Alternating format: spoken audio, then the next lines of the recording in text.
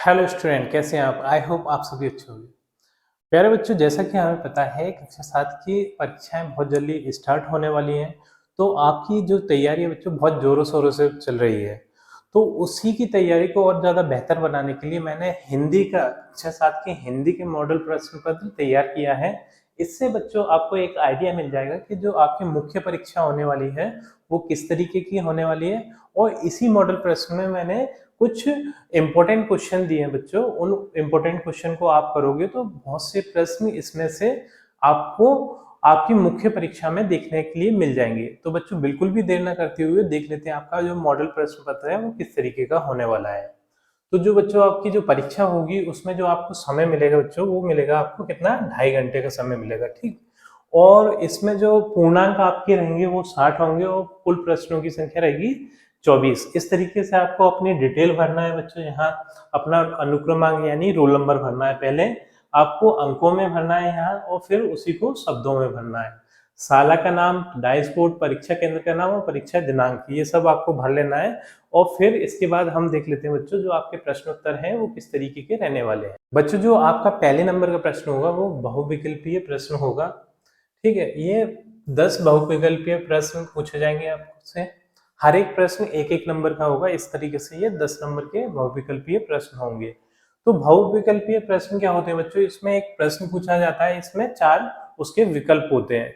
तो उन चारों में से जो हमारा सही विकल्प होता है वो हमें उत्तर के रूप में लिखना होता है। जैसे कि देख लेते हैं बच्चों, जो पहला हमारा प्रश्न है वो है, इंदौर शहर के राजवाड़ा में राजभवन है।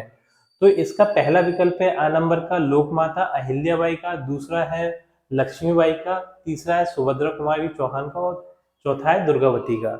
तो ये इंदौर शहर में जो राजवाड़ा है, राजभवन है बच्चों, वो लोकमाता अहिल्याबाई जी का है, ये इनका है। तो ये पहला आ नंबर वाला हमारा उत्तर हो जाएगा। तो इस जगह पर हम आ लिखकर और ये पूरा लिख देंगे लोकमाता अहिल्याबाई। तो ये हमारा पहला नंबर का प्रश्न इस तरीके से हो जाएगा बच्चों, ठीक। बच्चों, अब जो प्रश्न क्रमांक 2 है वो है, बुंदेली के पितृ पुरुष हैं। तो यहाँ पर हमें 4 विकल्प देखने को मिल रहे हैं। तो जो बुंदेली के पितृ पुरुष हैं बच्चों, वो है डॉक्टर सर हरि सिंह गौर। इन्हें बुंदेली के पितृ पुरुष कहा जाता है। तो हमें यहाँ उत्तर के रूप में इन्हें लिख देना है, ठीक है। तीसरे नंबर का प्रश्न है, भारत भवन स्थित है। तो भारत भवन बच्चों जो स्थित है वो भोपाल में स्थित है। तो द नंबर वाला हमारा विकल्प सही हो जाएगा, भोपाल में। चौथा है, दतिया प्रसिद्ध है। तो दतिया जो प्रसिद्ध है बच्चों, वो पीताम्बरा पीठ के लिए प्रसिद्ध है। तो 12 नंबर वाला विकल्प हमारा सही हो जाएगा। इसी तरीके से पांचवा बच्चों, ये है करमबती कहाँ की रानी थी। तो करमबती बच्चों मेवाड़ की रानी थी, ठीक। तो द नंबर वाला हमारा उत्तर के रूप में हम यहाँ पर लिख देंगे। छठा है, नेहरू जी ने अपनी भस्म कहाँ बिखेरने की इच्छा व्यक्त की है। तो नेहरू जी के बच्चों भारत के खेतों से बहुत ज्यादा उन्हें लगाव था, नदियों से भी लगाव था। तो उन्होंने अपनी जो भस्म थी वो भारत के खेतों में बिखेरने की बात कही थी कि मेरी भस्म को भारत के खेतों में बिखेर देना। तो प्रश्न क्रमांक 7 है, दीपू कौन सी कक्षा में पढ़ता था। तो बच्चों जो दीपू था वो 5वीं कक्षा में पढ़ता था। ये द नंबर वाला हमारा उत्तर सही हो जाएगा। इसी तरीके से आपको जो मुख्य परीक्षा है इसी तरीके से आपको बहुविकल्पीय प्रश्न देखने को मिलेंगे बच्चों। तो इन्हें बड़े ध्यान से करना है आपको, एक एक नंबर बिल्कुल पक्के मिलते हैं, ठीक। इसमें से नंबर कटते नहीं है। जो 8वां है वो है, कवि के अनुसार कुल्हाड़ी को डैश सुगंधित करता है। तो जो जब कुल्हाड़ी चंदन के पेड़ पर चलती है उसे काटने के लिए, तो चंदन का पेड़ उसे उसको काटने वाली कुल्हाड़ी को भी सुगंधित कर देता है बच्चों। तो इसमें यहाँ पर 12 नंबर वाला जो विकल्प है हमारा सही हो जाएगा, चंदन को, ठीक है। 9वें नंबर का प्रश्न है, ये है, तानसेन और बेजू बावरा को संगीत स्पर्धा कहाँ हुई थी। तो तानसेन और बेजू बावरे की जो संगीत स्पर्धा हुई थी बच्चों, वो ग्वालियर में हुई थी। मैं भी बच्चों ग्वालियर का ही हूँ, ठीक है। तो यहाँ पर तानसेन जी का मकबरा बहुत अच्छा बना हुआ है। आपको अगर मौका मिले तो आप देखने जरूर आइएगा इधर, ठीक। ये 10वें नंबर का है, तुलसीदास ने संत को डैश के समान कहा है। तो जो तुलसीदास जी हैं वो संत को हंस के समान मानते हैं। जिस तरीके से हंस दूध मिले हुए पानी में से दूध को ग्रहण कर लेता है और पानी को छोड़ देता है। इसी तरीके से जो संत व्यक्ति होते हैं इस संसार में से गुण और दोषों में से गुणों को ग्रहण कर लेते हैं और दोषों को छोड़ देते हैं, वो दोषों को ग्रहण नहीं करते। तो तुलसीदास जी ने जो संत है उसे हंस के समान माना है बच्चों, ठीक है। इसका आ नंबर वाला विकल्प आपका सही हो जाएगा, ठीक है। तो ये अब अगले जो प्रश्न आएंगे बच्चों वो आएंगे कैसे, लघु उत्तरीय प्रश्न। लघु उत्तरीय प्रश्न का मतलब ये है कि आपको अपने जो प्रश्न का उत्तर 2 से 3 वाक्यों में लिखना है, ठीक है। और ये जो प्रश्न होंगे वो 3-3 नंबर के होंगे। जैसे ये है, मेरी भावना कविता में कवि किस किस पर साम्य भाव रखने की बात कह रहा है। तो जब आपने ये मेरी भावना कविता पढ़ी होगी तो बच्चों आपने देखा होगा कि वहां पर कवि जो दुष्ट हैं, ठीक है, और ऐसे व्यक्तियों पर साम्य भाव रखने की बात कहते हैं, ठीक है। तो इसका इस तरीके से आप प्रश्न उत्तर लिख दीजिएगा, ठीक। प्रश्न नंबर 12 है, ये है काल की परिभाषा लिखते हुए उसके भेद लिखिए। तो काल का मतलब होता है बच्चों समय, ठीक है।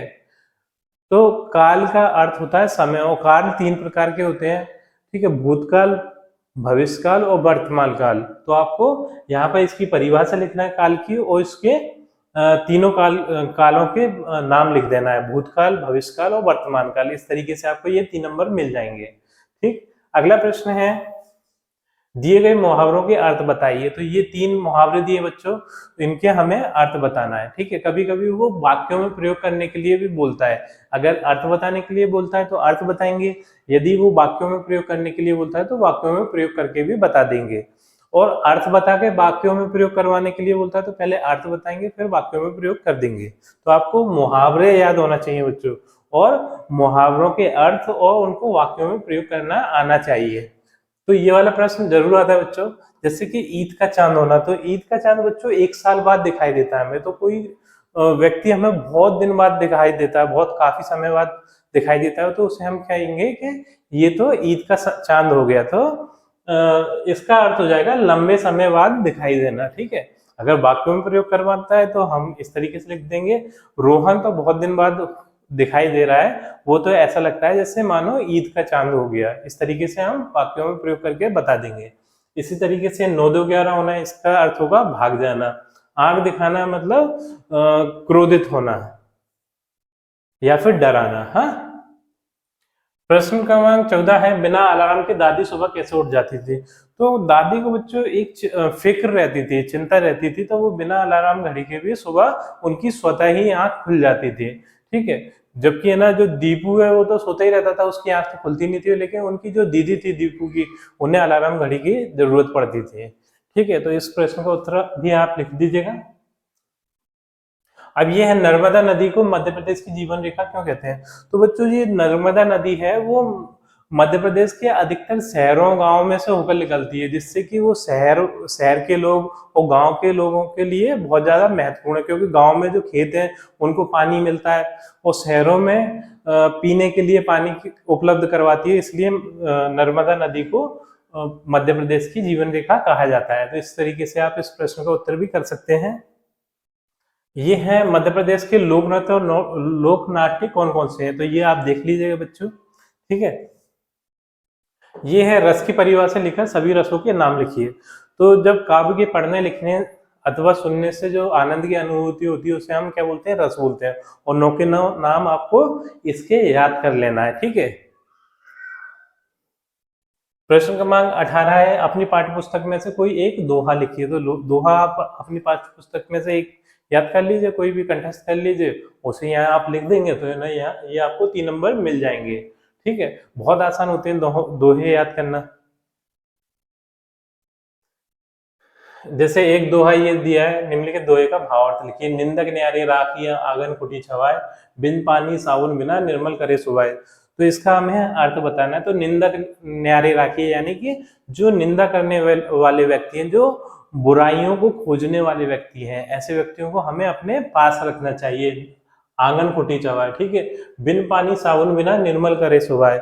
ऐसे व्यक्ति हमें बिना पानी के ही स्वच्छ कर देते हैं, यानी हमें दोष रहित कर देते हैं। हमारे दोष बताते रहेंगे, हम उन दोषों को दूर करते रहेंगे। इस तरीके से हम दोष रहित बन जाएंगे, यानी स्वच्छ हो जाएंगे, ठीक है। इस तरीके से आप इसका भावार्थ लिख सकते हैं, ठीक। प्रश्न क्रमांक 20 है, निम्नलिखित शब्दों के दो दो पर्यायवाची लिखिए। तो पर्यायवाची शब्द आपको याद कर लेना है और विलोम शब्द भी आप याद कर लीजिएगा। कम से कम 30-35 पर्यायवाची शब्द और विलोम शब्द याद कर लीजिएगा, जिससे कि 2-3 आपको आपके मुख्य परीक्षा में आपको देखने के लिए मिल जाए। ठीक है। अगला है बच्चों, अपने प्रधानाचार्य को 3 दिन के अवकाश हेतु आवेदन पत्र लिखिए। तो हम बीमार पड़ गए, ठीक है, बीमार पड़ गए, इस काबिल नहीं है, इस योग्य नहीं है कि हम स्कूल जा पाए, तो बिना बताए अगर छुट्टी मारेंगे तो क्या होगा कि जो हमें हमारे क्लास टीचर हैं वो दंड दे सकते हैं, पनिशमेंट दे सकते हैं। ठीक, वो किसी भी रूप में हो सकता है पनिशमेंट। तो उसके लिए हमें एक प्रार्थना पत्र अपने प्राचार्य को या फिर प्रधानाध्यापक को देना होता है, जिसमें लिखना होता है कि मैं बीमार पड़ गया हूँ और मुझे 2 दिन की छुट्टी चाहिए, कृपया करके मुझे 2 दिन की छुट्टी देने की कृपा करें। अगर हम इस तरीके से छुट्टी करते हैं तो हमें किसी भी प्रकार का पनिशमेंट नहीं मिलेगा। तो इस तरीके से आपको ये क्या करना है, एक प्रार्थना पत्र लिखना है। तो ये छुट्टी वाला प्रार्थना पत्र, एक स्थानांतरण का प्रार्थना पत्र, 2 प्रार्थना पत्र आप अच्छे से याद कर लीजिए, एक ना एक आपके प्रश्न पत्र में आपको देखने को मिल जाएगा। ठीक। अगला है बच्चों, निम्न में से किसी एक विषय पर 100 शब्दों में निबंध लिखिए। तो यहाँ पर ये विषय दिए हैं, जैसे मेरा विद्यालय, मेरा प्रिय मित्र, मेरा प्रिय अध्यापक और कोई त्योहार। तो यहाँ पर मेरा विद्यालय और मेरा प्रिय मित्र और कोई त्योहार, इनमें से ये 3 हमें निबंध याद कर लेना है, जिससे कि एक ना एक हमें हमारी परीक्षा में देखने को मिल जाएगा। इस तरीके से ये 5-5 नंबर के प्रश्न है बच्चों, 5 नंबर बहुत होते हैं। ठीक है। तो इसी प्रश्न के उत्तर के साथ बच्चों हमारी ये वीडियो कंप्लीट होती है। आई थिंक ये वीडियो आपको बहुत ज़्यादा मददगार साबित होगी। यदि बच्चों वीडियो अच्छी लगी है तो वीडियो को लाइक कर दीजिए, चैनल को सब्सक्राइब कर दीजिए। आपसे मिलते हैं अपनी अगली वीडियो में।